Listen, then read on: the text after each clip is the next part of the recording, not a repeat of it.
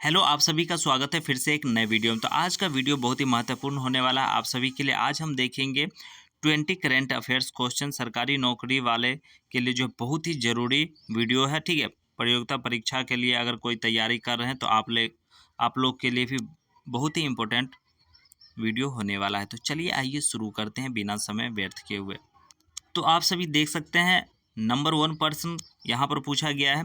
26वें जल ऊर्जा प्रौद्योगिकी और पर्यावरण प्रदर्शनी वेटेक्स 2024 का आयोजन कहाँ हुआ था?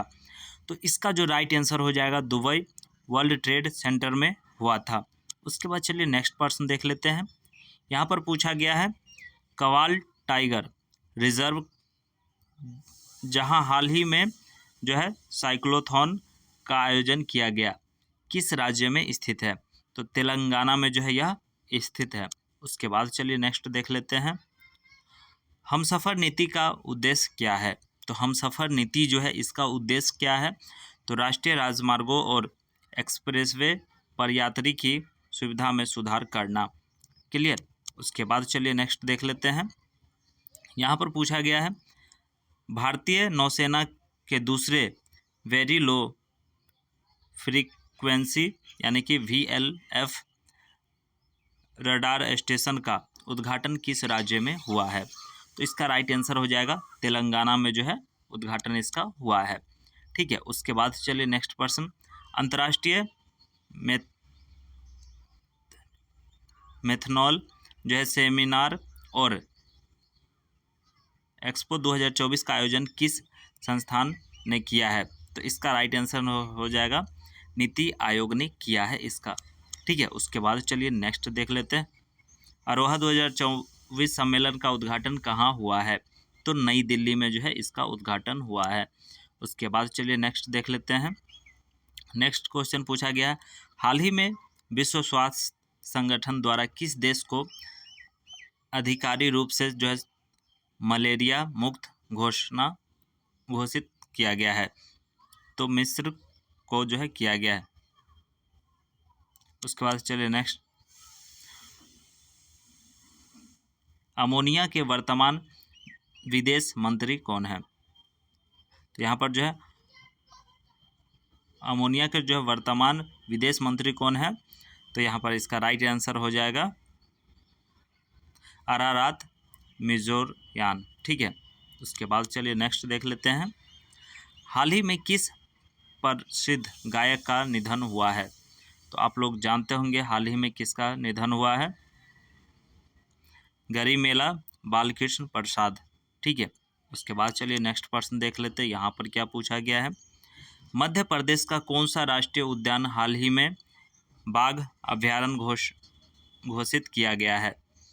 तो ये जो है इसका राइट आंसर हो जाएगा माधव राष्ट्रीय उद्यान। ओके। उसके बाद चलिए नेक्स्ट प्रश्न देख लेते हैं।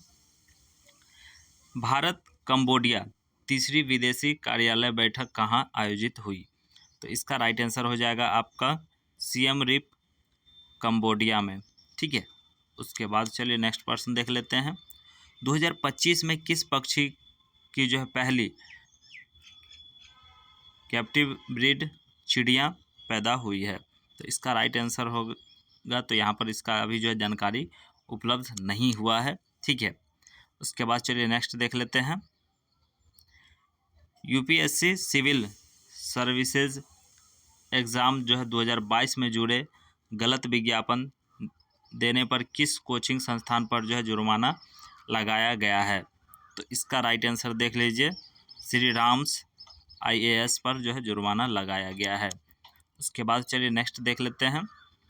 दिल्ली में राष्ट्रीय स्वयंसेवक संघ के मुख्यालय कहाँ नाम क्या है? ठीक है। यहाँ पर पूछा गया है दिल्ली में राष्ट्रीय संघ सेवक संघ के मुख्यालय का नाम क्या है? तो इसका राइट आंसर हो जाएगा केशव कुंज। ओके। उसके बाद चलिए नेक्स्ट देख लेते हैं।